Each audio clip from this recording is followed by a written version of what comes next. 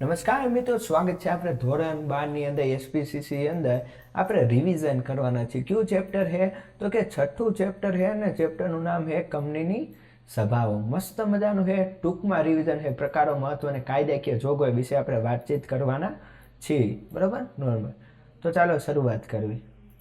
તો કે કંપની સભા એટલે શું? તો વ્યાખ્યા આપણે જોઈ, ડેફિનેશન કે બે કે તેથી વધુ વ્યક્તિઓ કાયદેસરના કામકાજ માટે એકત્ર થાય, ચર્ચા કરે અને નિર્ણય લે તેને સભા કહેવામાં આવે છે. બરાબર, બે કે તેથી વધુ વ્યક્તિ ભેગા થાય. હવે મહત્વ, જો કંપની એક કૃત્રિમ વ્યક્તિ છે તેથી તેના નિર્ણય લેવા માટે સભ્યો અને સંચાલકોએ મળવું પડે. લોકશાહી ઢબે નિર્ણય લેવા માટે સભાઓ અનિવાર્ય છે. કેમ કે જો કૃત્રિમ વ્યક્તિત્વ ધરાવે હવે કોઈ પણ સભા હોય, શેર હોલ્ડરની સભા હોય કે લેણદારોની સભા હોય, ડિબેન્ચર ધારકોની હોય, તો ત્યારે બધાનો નિર્ણય સાથે મળીને લેવાનો હોય છે. હવે સભાઓના પ્રકાર, તો અહીંયા જો ખાલી મેન છે તે જ બતાવે. બરાબર ને, કારની અંદર બી આવે અને લેણદારોની વર્ગ સભા, હજી એક સભા આવે તે. બરાબર, વાર્ષિક સામાન્ય સભા. તો હવે જોઈશ 3 પ્રકાર છે સભાના: શેર હોલ્ડરની સભા, ડિરેક્ટરની સભા અને ખાસ સભા. તો પેલું વાર્ષિક સામાન્ય સભા, અસાધારણ સામાન્ય સભા અને ડિરેક્ટરની સભા અંદર સંચાલક મંડળની સભા, ખાસ સભા અંદર વર્ગ સભા અને લેણદારોની સભાઓ. તો એ વાર્ષિક સામાન્ય સભા કોને કહેવાય? તો કે દરેક કંપની વર્ષમાં એકવાર આ સભા બોલાવવી ફરજિયાત છે. બે વાર્ષિક સભા વચ્ચે 15 મહિનાથી વધુ સમયગાળો ન હોવો જોઈએ. હેતુ ડિવિડન્ડ જાહેર કરવું, હિસાબ મંજૂર કરવા કે ડિરેક્ટર કે ઓડિટરની નિમણૂક કરવી. તો શું કીધું? 15 મહિનાથી વધુ સમયગાળો ન હોવો જોઈએ અને વર્ષમાં એક વખત બોલાવી ફરજિયાત છે. એવું એમસીક્યુમાં પૂછાઈ શકે. અને એવું પણ પૂછાય કે બે વાર્ષિક સામાન્ય સભામાં કેટલો સમય હોય? તો કે 15 માસથી વધુ સમયગાળો ન હોવો જોઈએ. હેતુ શું? ડિવિડન્ડ, તો કે વેચીપાત્ર નફામાંથી કે ચૂકવો, બરોબર, નવા ઓડિટરની નિમણૂક કરવી વગેરે બધી બાબતો રહી ત્યારે નિર્ણય લેવામાં. હવે અસાધારણ સામાન્ય સભા, તો કે ક્યારે બોલાવાય છે? કે જ્યારે બે વાર્ષિક સભાઓની વચ્ચે કોઈ તાત્કાલિક અને મહત્વના નિર્ણય લેવાના હોય ત્યારે આ સભા બોલાવવામાં આવે છે. બરોબર, કે નક્કીનો અચાનક બોલાવે. કોણ બોલાવી શકે? તો કે સંચાલક મંડળ છે, શેર હોલ્ડરની માંગણી દ્વારા કે ટ્રિબ્યુનલ દ્વારા કે અદાલત દ્વારા આપણે કહી શકીએ. હવે સંચાલક મંડળની સભા તો કોણ હોય? તો કે કંપની રોજબરોજના વહીવટ અને નીતિ વિષયક નિર્ણય લેવા માટે બોર્ડ ઓફ ડિરેક્ટરની સભા યોજાય છે.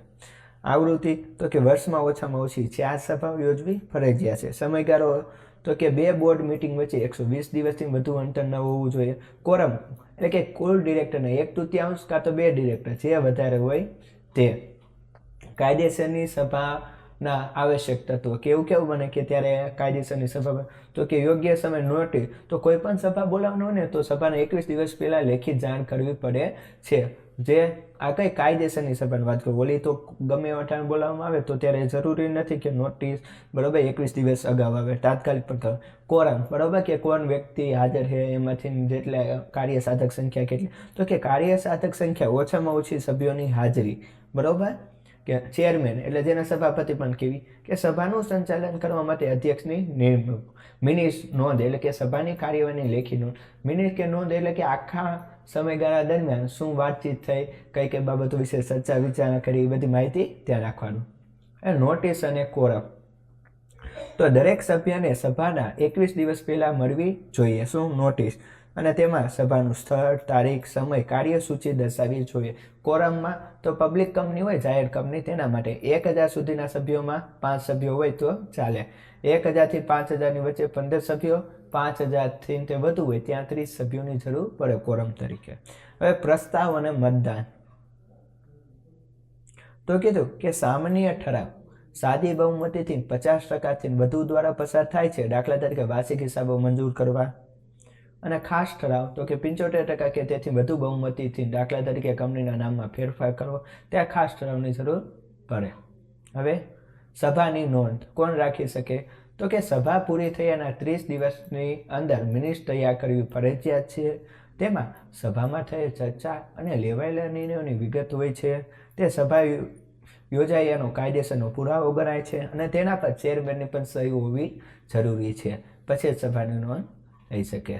બરાબર, અહીંયા લગી નહોતું. જો વિડીયો પસંદ આવે લાઈક કરો, ચેનલમાં નવા હોય તો સબસ્ક્રાઈબ કરો. ફરી મળશું નવા વિડીયોમાં. ત્યાં સુધી મને પડો ત્યાં વંદે માતરમ. જય ભારત.